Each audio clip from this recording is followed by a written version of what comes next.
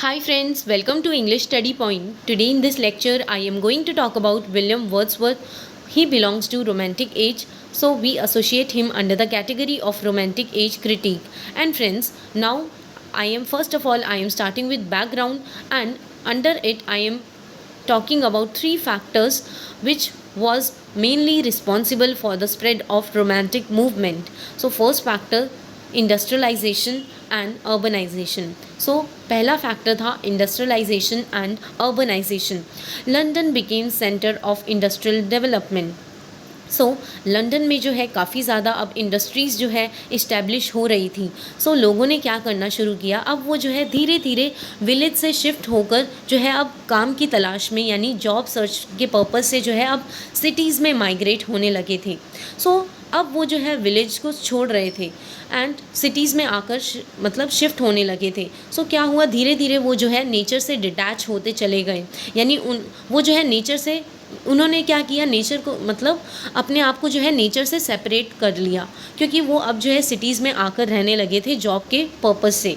Then second factor जो है William Wordsworth ये बताते हैं कि उस टाइम पर क्या था कि न्यू क्लासिकल वर्क्स जो थे उसमें जो है ज़्यादा मतलब रूल्स और रेगुलेशंस पर जो है ज़्यादा एम्फेसाइज किया जाता था.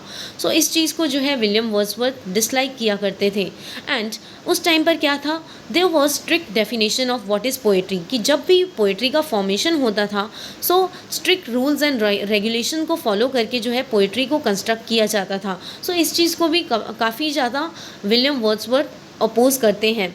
Then Wordsworth Coleridge started a movement against new classical. Wordsworth और कॉलरिज, फ्रेंड्स ये भी यूजीसी नेट के लिए अगर आप प्रिपेयर कर रहे हैं ये भी क्वेश्चन कभी कभार पूछा जाता है. वर्ड्सवर्थ और कॉलरिज ने जो है न्यू क्लासिकल के अगेंस्ट यानी न्यू क्लासिकल राइटर्स के अगेंस्ट जो है मूवमेंट शुरू की थी. एंड इन्होंने इस चीज़ पर एम्फेसाइज किया था कि हमें जो है एवरीडे लाइफ यानी कॉमन लाइफ के पास जाना है, जो कि कॉमन नेचुरल लाइफ है उसके जो है हमें क्लोज़र जाना है, पास जाना है. इस चीज़ पर एम्फेसाइज किया था वर्ड्सवर्थ और कॉलरिज ने. देन थर्ड फैक्टर जो कि रिस्पॉन्सिबल था वो ये था कि फ्रेंच रेवोल्यूशन जिस टाइम स्प्रेड हुआ था उसने जो है फ्रेंच रेवोल्यूशन ने काफ़ी ज़्यादा इंस्पायर किया था रोमांटिक मूवमेंट को.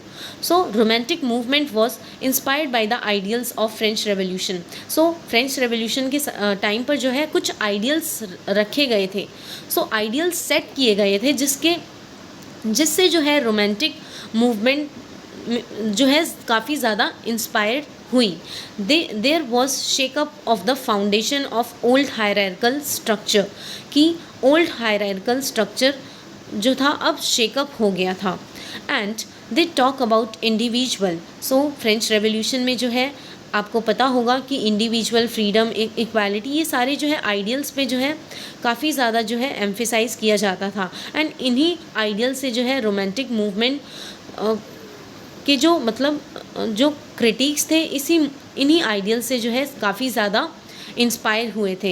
एंड इन्हीं आइडियल्स को जो है रोमांटिक मूवमेंट के राइटर्स ने यानी रोमांटिक राइटर्स ने जो है इन्हीं आइडियल्स को जो है अपनी पोइट्री में यूज़ किया था. उन्होंने एम्फेसाइज किया था इंडिविजुअलिटी पे, फ्रीडम पे एंड साथ ही साथ इक्वालिटी पे. देन एंड फ्रेंड्स अब जो है कैपिटल आर को जो है मतलब सिग्निफाई करता है रोमांटिक मूवमेंट के लिए, जो कि लेड की गई थी यानी जो कि शुरू की गई थी वर्ड्सवर्थ, कॉलरिज और रॉबर्ट साउथी द्वारा.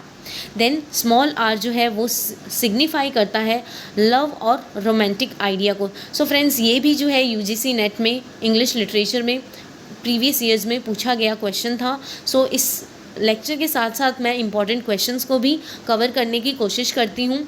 फ्रेंड्स स्मॉल आर को जो है वो लव और रोमांटिक आइडिया से डिनोट किया गया है that we share in Valentine day, जो कि हम वैलेंटाइन डे के टाइम पर शेयर करते हैं. लव और रोमांटिक आइडिया जो है सिम्बॉलिफाई करता है स्मॉल आर को.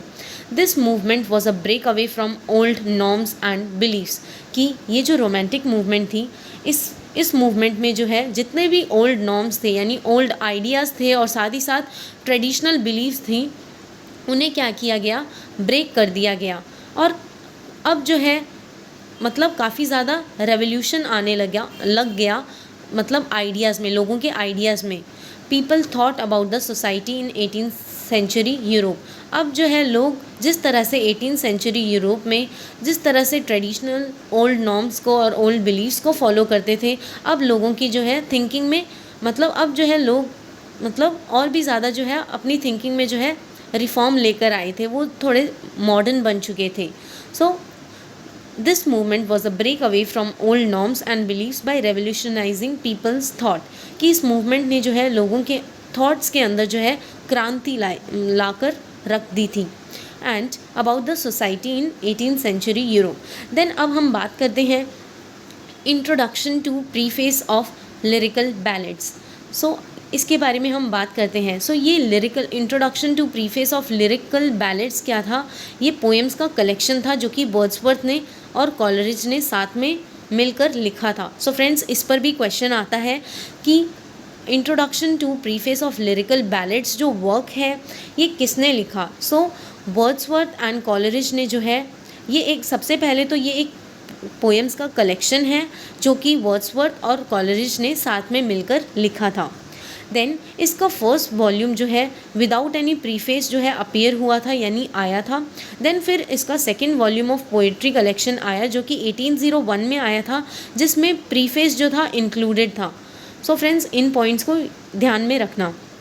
The collection only had one proper ballad, कि जो second volume of poetry collection आया था लिरिकल बैलेड्स का, उसमें जो था एक प्रॉपर बैलेड था एंड उस प्रॉपर बैलेड का नाम था rhyme of ancient mariner. In preface he talked about his views on poetry, कि इस प्रीफेस में जो है जो कि सेकेंड वॉल्यूम ऑफ पोइट्री के साथ मतलब इंक्लूडेड था, इस प्रीफेस में जो है उन्होंने बात की थी, अपने व्यूज़ दिए थे पोइट्री के बारे में। एंड इसमें उन्होंने बताया कि पोएम्स को जो है मतलब पोएम्स की जो थीम है और स्टाइल है वो मतलब नए सब्जेक्ट मैटर से डील करती हुई होनी चाहिए। एंड उसके अंदर जो है पोएम्स के अंदर जो है इंट्रोडक्शन को भी जो है इनको इंक्लूड किया जाना चाहिए। So poems are very new in theme and style, there is a need of introduction. Then he outlines his definition of nature, function of poem, कि ये जो है आउटलाइन करते हैं कि इनके अकॉर्डिंग नेचर क्या होता है, एंड ये बताते थे कि पोएम का क्या फंक्शन होता है, एंड उन क्वालिटीज़ को भी इन्होंने आउटलाइन किया है जो कि मतलब that makes someone a true poet, कि जो कि एक मतलब किसी को जो है ट्रू पोएट बना दे, वैसी क्वालिटीज़ भी इन्होंने जो है हाईलाइट की है।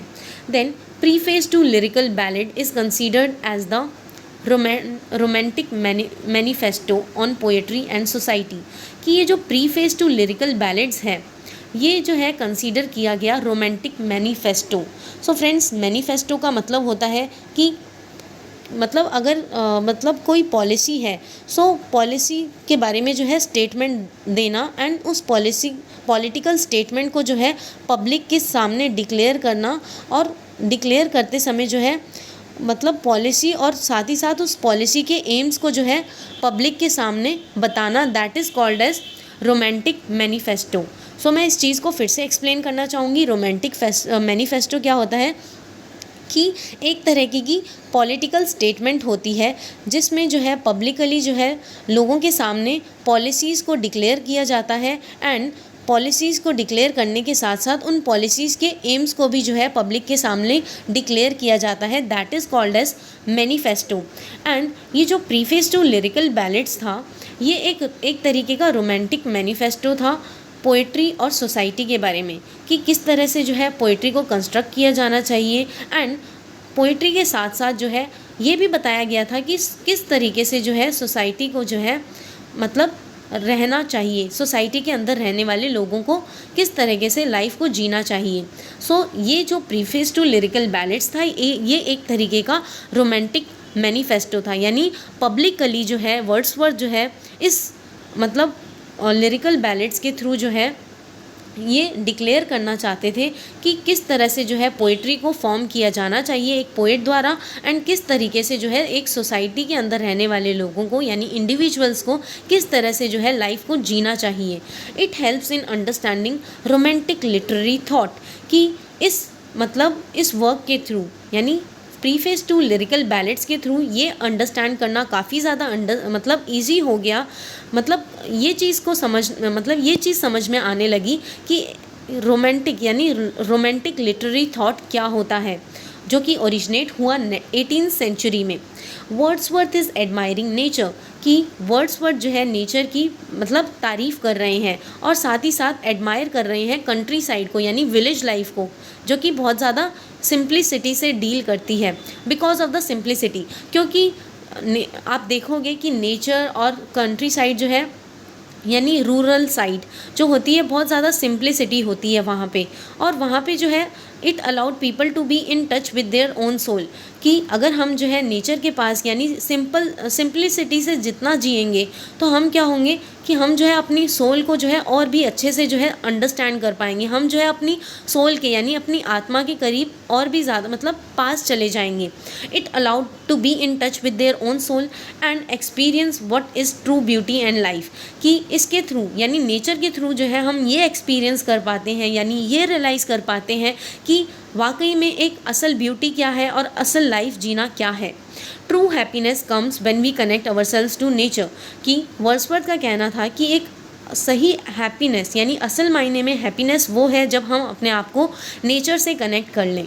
एंड फिर अब वो जो है सिटी लाइफ के बारे में बताते हैं कि सिटी लाइफ जो है काफ़ी ज़्यादा डल होती है एंड स्टेगनेंट होती है यानी डेड होती है, क्योंकि काफ़ी ज़्यादा हम देखते हैं कि सिटी लाइफ में जो है बहुत ज़्यादा पॉल्यूशन होता है, लोग जो है एक दूसरे से कॉन्फ्लिक्ट्स में इंडल्ज रहते हैं, और साथ ही साथ जो है बहुत ज़्यादा जो है करप्टेड लाइफ होती है, और साथ ही साथ जो है लोग मटीरियलिज्म में जो है ज़्यादा मतलब लाइफ को जीते हैं और उन्हें ये नहीं पता होता कि वाकई में लाइफ क्या होती है। सो रियल लाइफ को जो है सिटी के लोग जो है सिटी में रहने वाले लोग जो है एक्सपीरियंस नहीं कर पाते।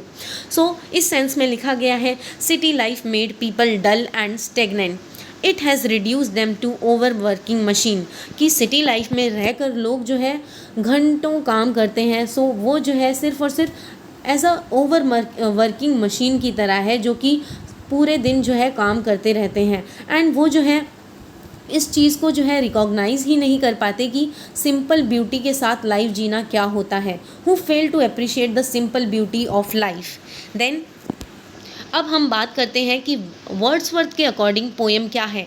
What is a poem according to Wordsworth and his views presented in preface to lyrical ballads, कि वो किस तरह से जो है अपने work preface to lyrical ballads में बता रहे हैं, यानी पोएम को जो है डिफ़ाइन करने की कोशिश कर रहे हैं एंड अपने इसके साथ साथ व्यूज़ भी देने की कोशिश कर रहे हैं। Poetry must reflect spontaneity. So Wordsworth का कहना है कि पोएट्री में जो है काफ़ी ज़्यादा मतलब without any rule and regulation के मतलब पोइट्री को कंस्ट्रक्ट किया जाना चाहिए, यानी उस पोइट्री के अंदर फ्लेक्सिबिलिटी होनी चाहिए, फ्रीडम होनी चाहिए, जिसके थ्रू जो है पोएट जो है ईजीली मतलब विदाउट मतलब following any type of rigidity वो जो है पोएम को कंस्ट्रक्ट कर सके with sort of freedom without any sort of rules and regulation.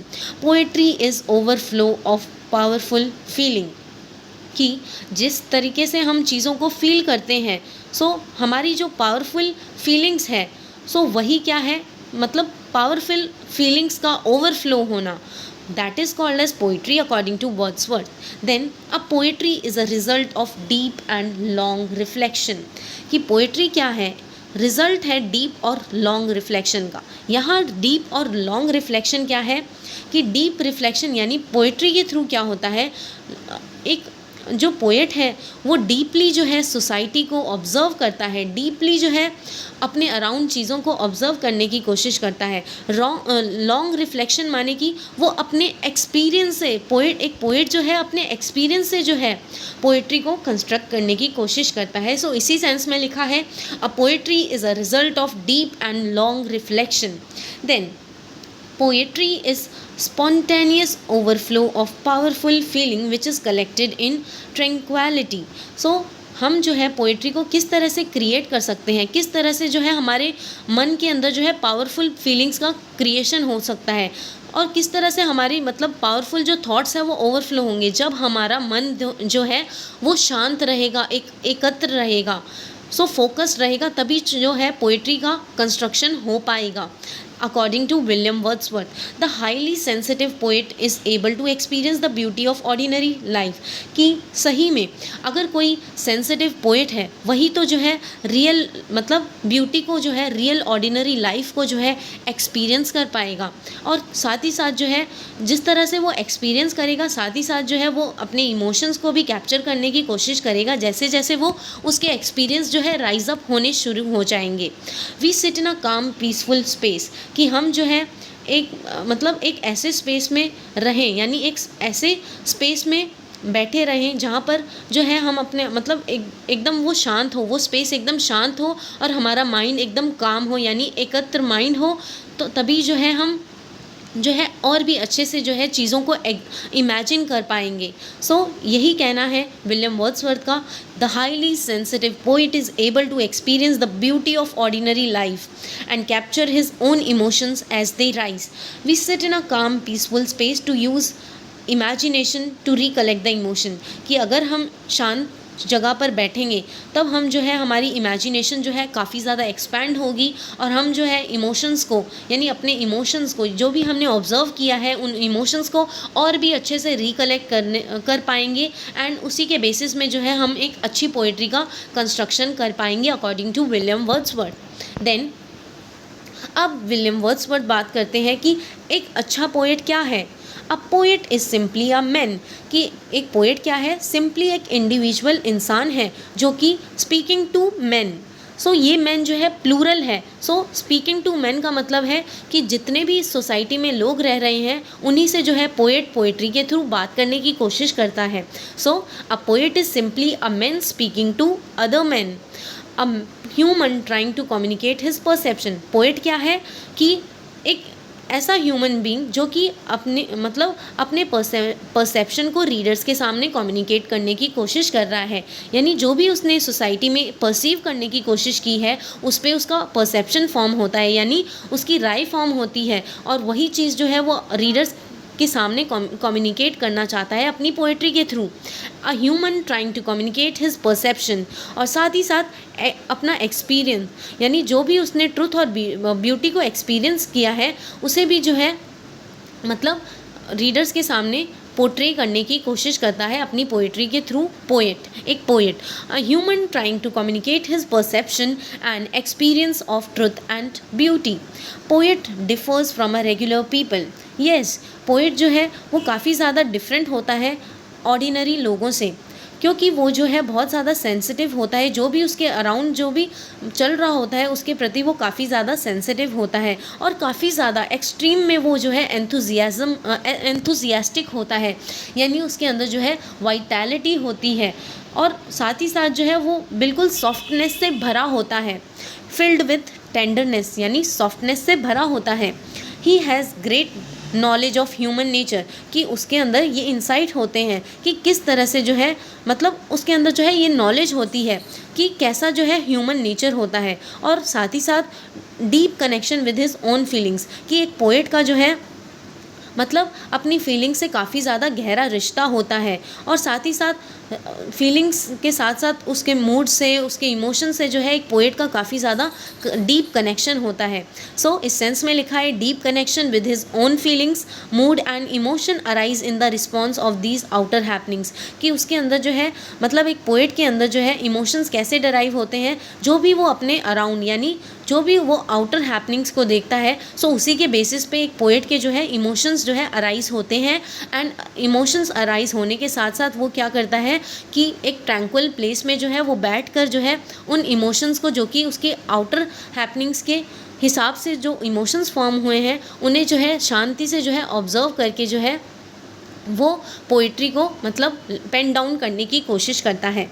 A good poet always have a comprehensive soul, कि एक अच्छे पोएट की जो है मतलब कॉम्प्रीहेंसिव सोल होती है, यानी वास्ट जिसे हम बोलते हैं ना वास्ट सोल होती है, मैसिव सोल होती है. सो यही जो है डेफिनेशन है गुड पोएट की अकॉर्डिंग टू वर्ड्सवर्थ. देन अब हम बात करते हैं स्टेजेस ऑफ राइटिंग पोइट्री, जिसमें वर्ड्सवर्थ 4 स्टेप्स बताते हैं। सबसे पहला वो बताते हैं ऑब्जर्वेशन अ पर्सन, कि एक इंसान को यानी एक अच्छे पोएट को सबसे पहले क्या करना चाहिए, चीज़ों को यानी जो भी उसके अराउंड आउटर हैपनिंग्स को अच्छे से ऑब्जर्व करना चाहिए, जिससे क्या होगा, स्टिमुलेशन होगा पावरफुल इमोशंस का। उसके अंदर जो है मतलब विजुअली अगर वो चीज़ों को ऑब्जर्व करेगा तो उसके अंदर जो है स्टिमुलेट यानी उसके अंदर जो है पावरफुल इमोशंस जो है भर जाएंगे।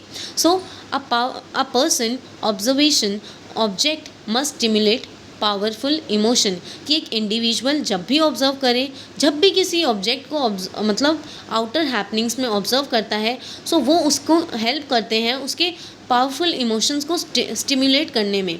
सो सबसे पहले एक पोएट को ऑब्जर्व करना चाहिए, देन रिकलेक्ट करना चाहिए, यानी पोएट ने जो भी ऑब्जर्व किया है उस पर उसे चिंतन करना चाहिए। The poet contemplates about the observation in a peaceful state, यानी एक मतलब शांत भरी जगह पर जो है उसे जाकर जो भी चीज़ों को उसने ऑब्जर्व किया है उस पर चिंतन करना चाहिए, that is called as recollection. Then filtering करनी चाहिए, मतलब when poet clears the mind of all the non essential elements, की पोएट के माइंड में ऑब्जर्व करते वक्त जितने भी नॉन एसेंशियल यानी इररेलेवेंट एलिमेंट्स आए उसके माइंड में, उन सभी चीज़ों को उसे अपने माइंड से फिल्टर कर देना चाहिए, यानी क्लियर कर देना चाहिए। The poets personal experience become relevant, कि जो पोएट का पर्सनल एक्सपीरियंस होता है वो उसकी पोएट्री के थ्रू रेलिवेंट बन जाता है वाइडर ऑडियंस के लिए।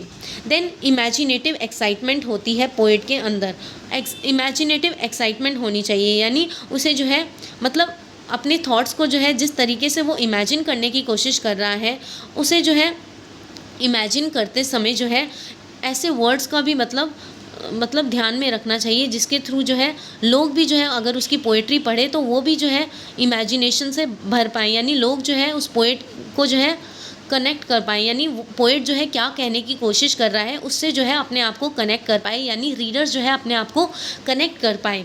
इमेजिनेटिव एक्साइटमेंट होनी चाहिए of the emotions which were earlier experienced. Then imagine emotions, so उसे जो है इमोशंस को इमेजिन करना चाहिए एंड उन इमेजिनेशन के बेस पर जो है उन्हें सब कुछ जो है पोएट को पेन डाउन कर देना चाहिए। पुट इन वर्ड्स का मतलब ये है। देन गोल क्या होता है पोएट का पोएट्री को क्रिएट करते वक्त, सो उसे जो है अपने एक्सपीरियंस मतलब अपने इमोशंस को जो है इस तरीके से मतलब एक्सप्रेस करने की कोशिश करनी चाहिए ताकि रीडर जो है उसके इमोशंस को अंडरस्टैंड कर पाए एंड साथ ही साथ जो है रीडर्स जो है उसके इमोशंस को कंटेम्पलेट कर पाए, यानी चिंतन कर पाए कि पोएट जो है अपनी पोएट्री के थ्रू मतलब क्या कहने की कोशिश कर रहा है। सो express emotions in a way that the reader will understand and contemplate. Then अब हम बात करते हैं कि वर्ड्सवर्थ जो है बता रहे हैं कि एक गुड पोएम का किस तरीके से जो है कंटेंट क्रिएशन होना चाहिए।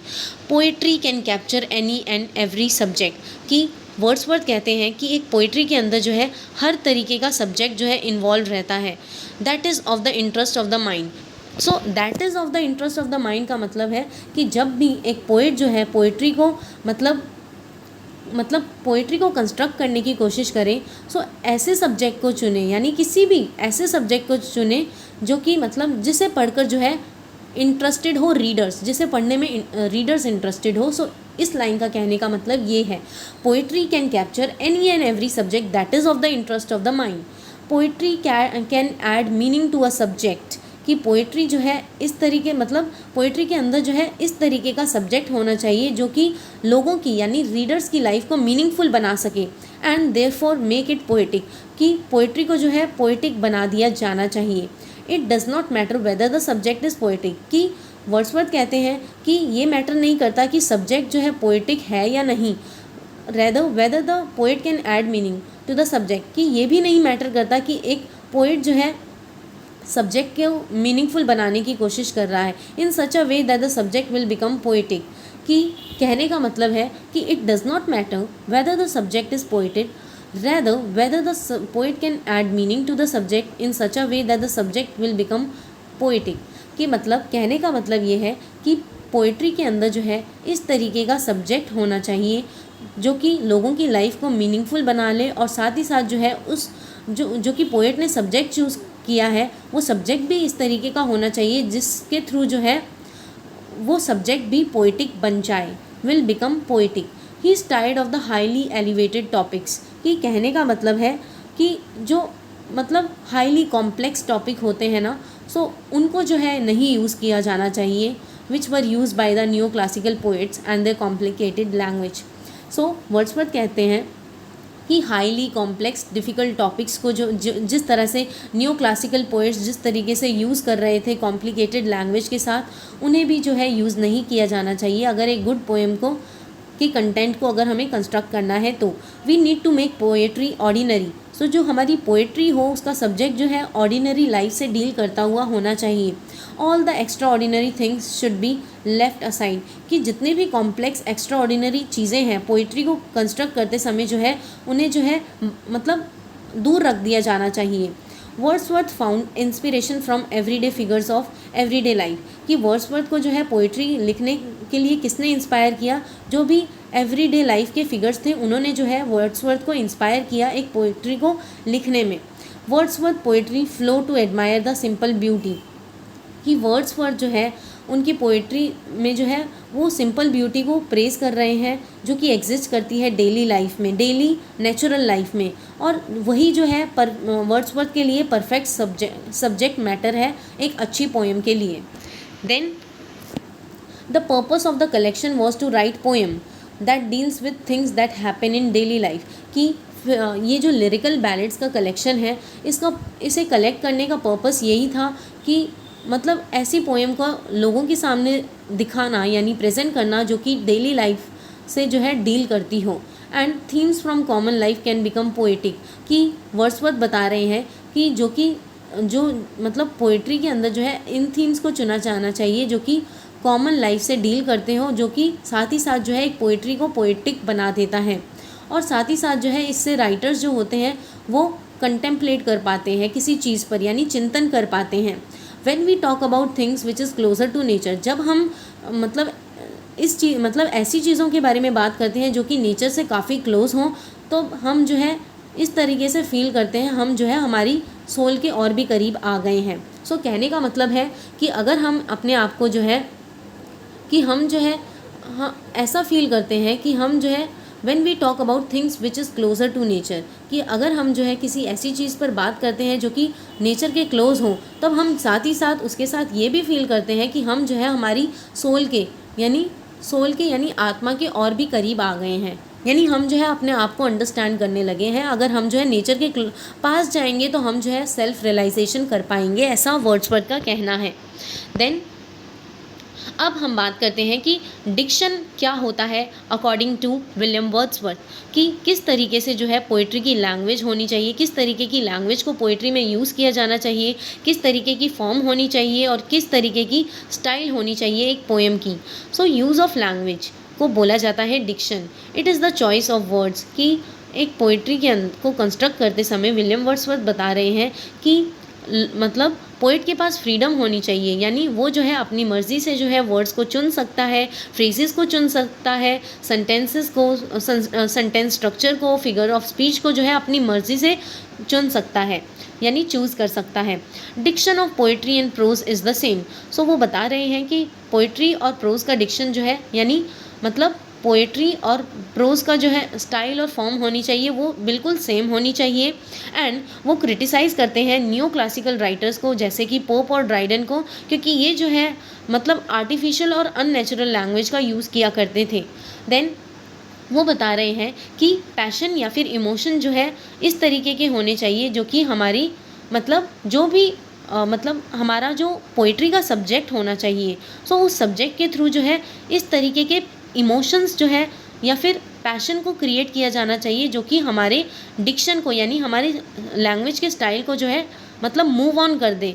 और वो जो है और ऑर्नेमेंटल नहीं होने चाहिए, यानी ज़्यादातर जो है उसमें जो है ज़्यादा एडजेक्टिव्स वगैरह फिगर ऑफ स्पीच का नहीं यूज़ किया जाना चाहिए, क्योंकि इससे क्या होगा ओरिजिनलिटी चली जाएगी। Don't try to ornamentalise your poetry. So कहने का मतलब है कि अपनी पोइट्री को जो है ऑर्नामेंटलाइज यानी ज़्यादा एडजेक्टिव फिगर ऑफ स्पीच का मत यूज़ करो। सो जितना हो सके अपनी पोइट्री को जो है सिंपल बनाने की कोशिश करो एंड एवरीडे लाइफ से जो है डील करती हुई होने वाला जो है उसका सब्जेक्ट होना चाहिए। Poetry should centre on rustic यानी पोइट्री जो होनी चाहिए वो मतलब उसका मेन सेंटर जो होना चाहिए वो ब्यूकॉलिक टाइप का होना चाहिए यानी रूरल से डील करता हुआ होना चाहिए। और साथ ही साथ जो है उस पोइट्री के अंदर हम्बल सिचुएशंस का क्रिएशन होना चाहिए, जो कि क्या होगा मतलब जो कि एक रियल सोर्स बन जाएगा पोइटिक ट्रुथ और पोइटिक ब्यूटी के लिए। He considers each poem in collection to be an experiment in the language usage कि जितने भी प्रीफेस टू लिरिकल बैलेड्स में कलेक्शन है, पोएम का कलेक्शन, वो एक तरीके का एक्सपेरिमेंट है वर्ड्सवर्थ के लिए कि किस तरीके से जो है लैंग्वेज का यूज़ किया जाना चाहिए एक पोइट्री को कंस्ट्रक्ट करते समय। He wanted to find out if controversial language can be use effectively in poetry कि वो जो है इस पोएम कलेक्शन को के साथ जो है ये भी ढूंढने की कोशिश कर रहे हैं कि क्या कन्वर्सेशनल लैंग्वेज जो है पोइट्री के लिए इफ़ेक्टिव है, क्या असरदार है ये कन्वर्सेशनल लैंग्वेज का यूज़ किया जाना। Wordsworth totally rejecting use of poetic diction कि वर्ड्सवर्थ जो है टोटली रिजेक्ट कर रहे हैं पोइटिक डिक्शन का यूज़ करना पोइट्री के अंदर, पोएम या फिर प्रोज के अंदर यूज़ करना। So Wordsworth totally rejecting use of poetic diction, poem and prose written in a very different manner कि वो कहते हैं कि पोएम और प्रोज को जो है बहुत अलग यानी यूनिक तरीके से लिखना चाहिए। Then the best poem can be written in a normal language of a common man कि जो एक अच्छी पोएम है उसे जो है नॉर्मल लैंग्वेज जो कि कॉमन मैन जो है अपनी एवरीडे लाइफ में बोलता है। सो बेस्ट पोएम जो है नॉर्मल लैंग्वेज के साथ भी क्रिएट की जा सकती है। There is no difference in the language of poetry and language of prose कि कहने का मतलब है कि कोई डिफरेंस नहीं होता लैंग्वेज ऑफ पोइट्री और लैंग्वेज ऑफ प्रोज के अंदर, कि कोई भी डिफरेंस नहीं होना चाहिए कि पोइट्री के अंदर हम जिस लैंग्वेज का यूज़ कर रहे हैं या फिर प्रोज के अंदर हम जो है जिस तरीके की लैंग्वेज का यूज़ कर रहे हैं उसमें कोई डिफरेंस नहीं होना चाहिए। देन अब हम बात करते हैं कि पोइट्री का क्या फंक्शन है अकॉर्डिंग टू वर्ड्सवर्थ कि पोइट्री जो है वो मोरल और फिलोसफिकल वैल्यूज़ जो है लोगों के अंदर यानी रीडर्स के अंदर इनकलकेट करने की कोशिश करती है। Poetry teaching moral and philosophical values to the people who are reading your poem. Aim of poetry is to provide universal truth कि पोइट्री का एम ही यही होना चाहिए कि अपनी पोइट्री को क्रिएट करते समय जो है मतलब यूनिवर्सल ट्रुथ को जो है प्रेजेंट किया जाना चाहिए रीडर्स के सामने, ताकि रीडर्स जो है जो भी आपकी पोइट्री के अंदर जो भी आपने जिन भी सिचुएशंस को जो है आपने अपनी पोइट्री के थ्रू प्रेजेंट करने की कोशिश की है, लोग जो है उस पोइट्री के सब्जेक्ट को जो है अपने आप से कनेक्ट कर पाएँ। सो ये जो होना चाहिए पोइट्री जो का क्रिएशन होना चाहिए वो यूनिवर्सल ट्रुथ के बेसिस पर किया जाना चाहिए। देन अब हम जानते हैं कि वर्ड्सवर्थ के क्या व्यूज़ थे पोएटिक ट्रुथ और पोएटिक ब्यूटी के बारे में कि वर्ड्सवर्थ कह रहे हैं कि poetic truth is much higher than truth of philosophy कि जो पोइट्री के अंदर ट्रुथ बताया जाता है वो ज़्यादा हायर है फिलॉसफी के भी ट्रुथ से। It can not teach in depth truth कि कहने का मतलब है कि जो ट्रुथ ऑफ फिलॉसफी है यानी जो फिलॉसफिकल ट्रुथ है वो इन डेप्थ ट्रुथ मतलब गहराई तक जाकर जो है ट्रुथ बताने की यानी कोशिश नहीं करता रीडर्स को। पोइटिक ट्रुथ जो है वो बहुत ज़्यादा हायर है फिलॉसफिकल ट्रुथ से। Poetry is the most philosophical of all writing कि वर्ड्सवर्थ कह रहे हैं कि पोइट्री जो है वो काफ़ी ज़्यादा फिलोसफिकल है हर राइटिंग जॉनरा से। बाय यूजिंग हम्बल और नेचुरल लैंग्वेज कि आप हम्बल और नेचुरल लैंग्वेज के थ्रू जो है आप पोइटिक ब्यूटी को ऐड ऑन कर सकते हो।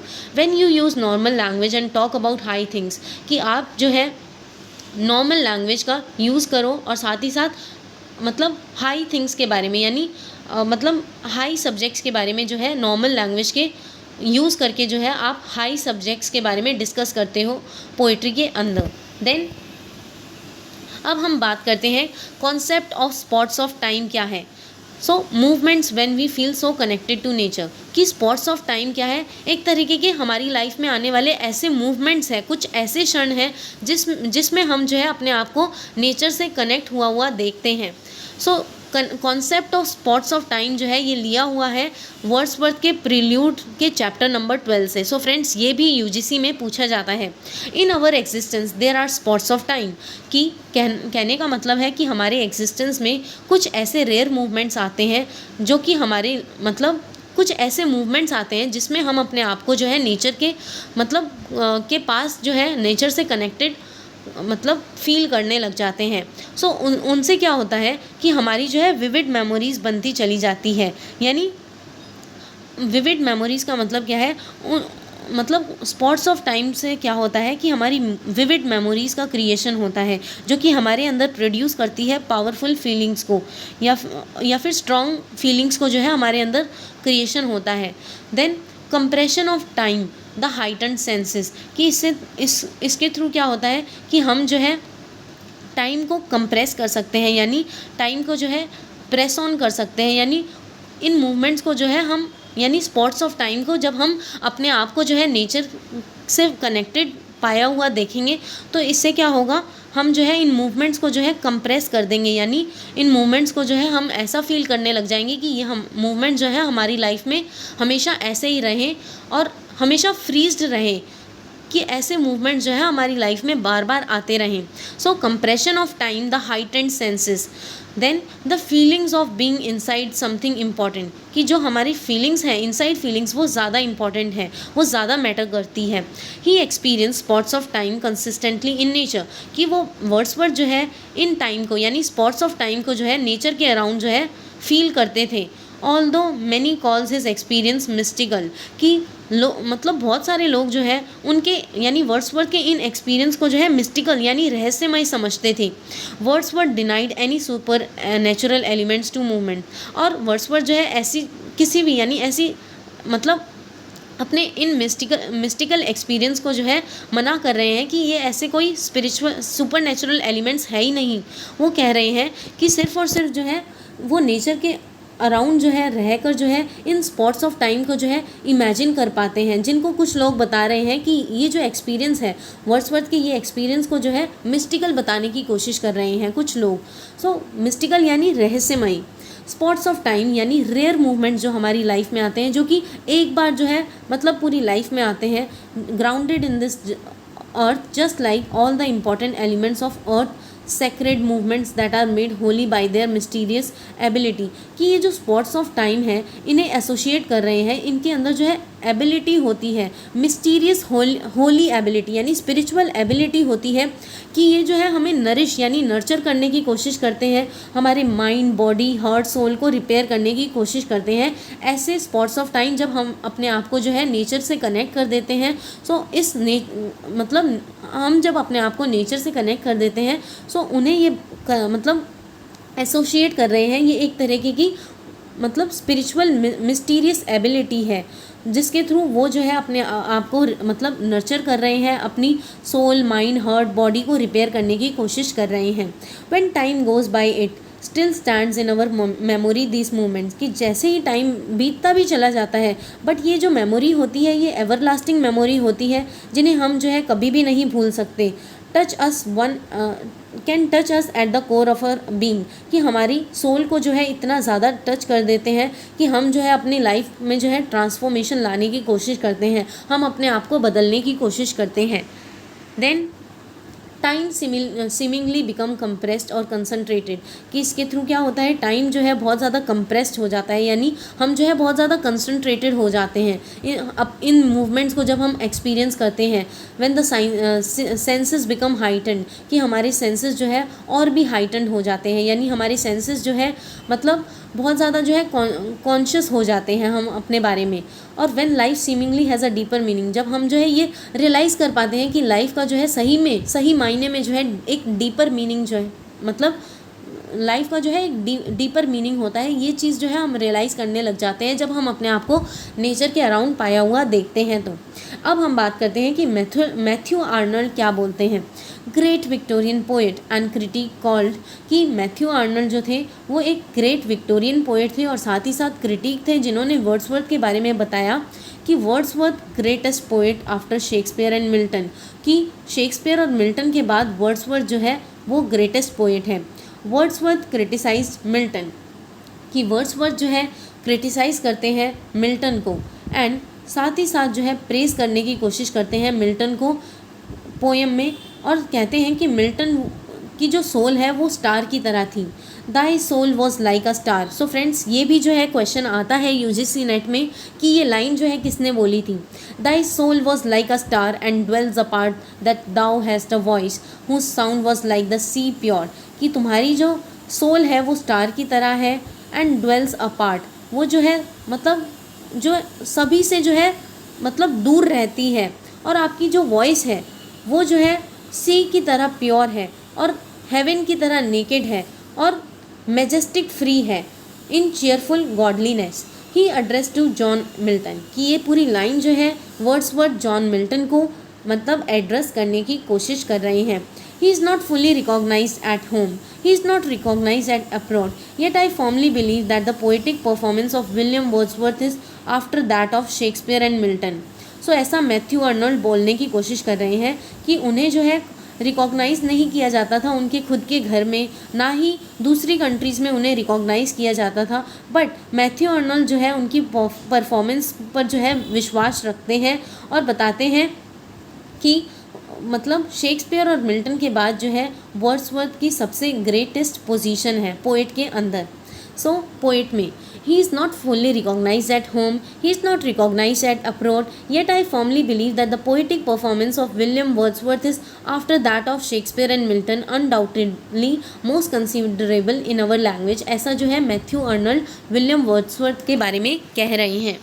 Then poetry is the criticism of life. So कहने का मतलब है कि पोइट्री के थ्रू जो है हम एवरीडे लाइफ पर मतलब अपना क्रिटिसिज्म प्रेजेंट करने की कोशिश करते हैं under the condition fixed for such a criticism by laws of poetic truth and beauty by Wordsworth. कि हम जो है पोइट्री पर जो है पोइट्री के थ्रू जो है लाइफ पर क्रिटिसिज्म करते हैं, जिसमें जो है हम जो है पोइटिक ट्रूथ और पोइटिक ब्यूटी को जो है के रूल्स और रेगुलेशन को फॉलो करते हैं और उसी के बेसिस पे जो है हम अपना क्रिटिसिज्म देते हैं और पोइट्री को कंस्ट्रक्ट करते हैं, जिसमें हम जो है ऑर्डिनरी लाइफ को मतलब प्रेजेंट करने की कोशिश करते हैं। And poetry is a breath and a finer spirit of all knowledge and preface to Lyrical Ballads. तो फ्रेंड्स, ये भी याद रखना, पोइट्री ब्रेथ है और साथ ही साथ फाइनर स्पिरिट है हर तरीके की नॉलेज के लिए। To choose incidents from common life, इसमें पोइट्री में हम क्या कर सकते हैं, उन इंसिडेंट्स को चूज़ कर सकते हैं जो कि हम कॉमन लाइफ में देखते हैं, और साथ ही साथ जो है इन कॉमन लाइफ मतलब इंसिडेंट्स को हम जो है एज अ रीडर रिलेट कर पाते हैं और डिस्क्राइब कर सकते हैं them throughout as far as possible in the selection of language really used by man. कि पोइट्री के अंदर जो है हम इस तरीके की लैंग्वेज को सेलेक्ट करते हैं जो कि ऑर्डिनरी मैन जो है जिन लैंग्वेज को यूज़ करते हैं, तो हम जो है पोइट्री को भी जो है मतलब इसी तरीके से यानी कॉमन या फिर नॉर्मल लैंग्वेज का यूज़ करके हम पोइट्री को कंस्ट्रक्ट करने की कोशिश करते हैं। In Prelude he was fostered alike by fear and beauty of nature. कि प्रील्यूड में वो मतलब डर रहे हैं ब्यूटी ऑफ नेचर के लिए।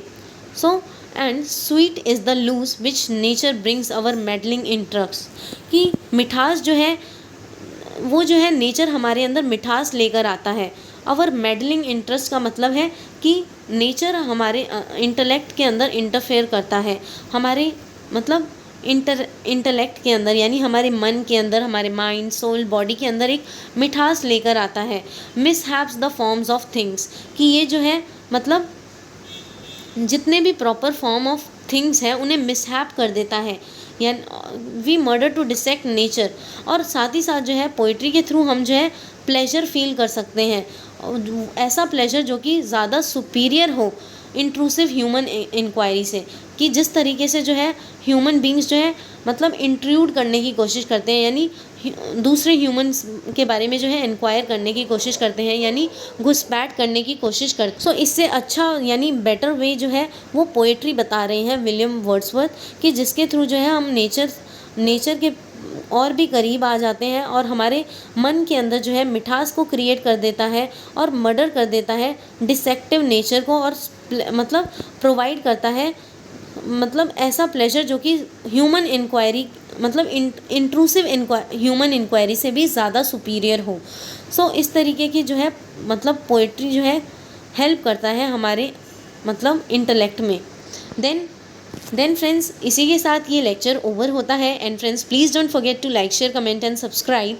Hope this lecture will help you in your UGC NET English Literature exams. Thanks friends for listening.